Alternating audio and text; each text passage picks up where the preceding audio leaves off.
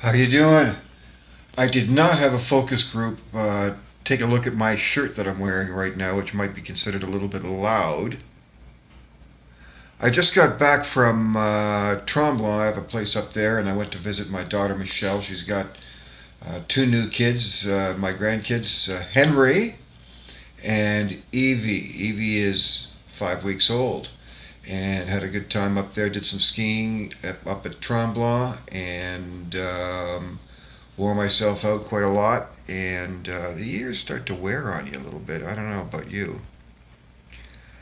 I'm looking at some reports. Laurentian Bank is very bullish on real estate in the GTA. They indicate that we are not going to be having any kind of a flat line or a downside. We're still in a somewhat bullish market. The reason for that is unemployment is very low in this area. Immigrants are coming in like crazy. And the immigrants that come in, I don't care what you say, the immigrants are the ones that are getting the jobs first. They are the ones that are the hungry ones. And they are the ones that get out there and get the jobs first. What do they do when they get a job? They buy a house. And they're all coming back. They're all coming back. We've had, a huge downside in the volume of sales from October or November, I should say, over the month of November last year. But they're going to come back. And if you're sitting on the fence as a buyer and you're thinking, oh, well, the prices are going to drop a little bit more. Well, first of all, it's really, really silly to try to micromanage a real estate transaction. Oh, do you know where it's hot? London and out that way. People are buying up houses in London. London's having a real estate boom right now. And we've seen it sort of graduate further and further away. Hamilton was the boom over the past couple of years. Now they've gone out to London. So all these baby boomers that are retiring, and they realize that they don't quite have enough money to retire on, what they do is they sell their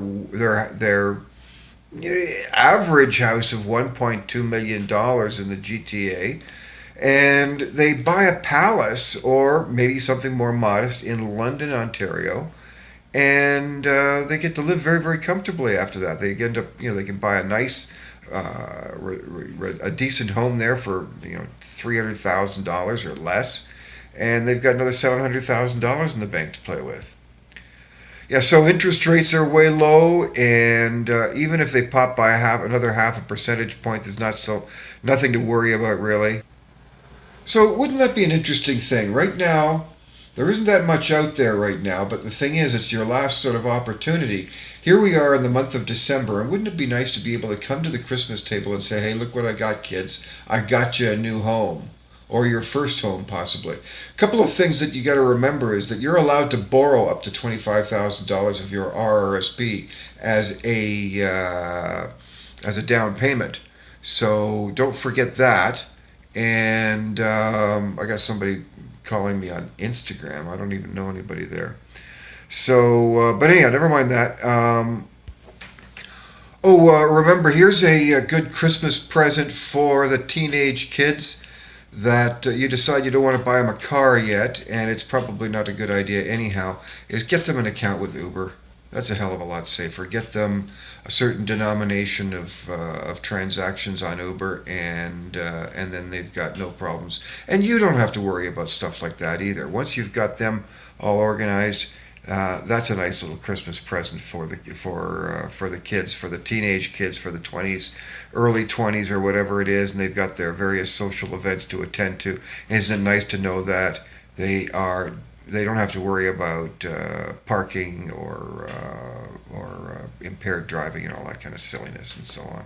Let them have a good time, and we'll talk to you later. Oh, also, like my YouTube page for me, please. Subscribe to my YouTube page. Helps me out a whole bunch, and eventually it'll come back to you. Everything always does that way. If you help somebody else, it comes back to you.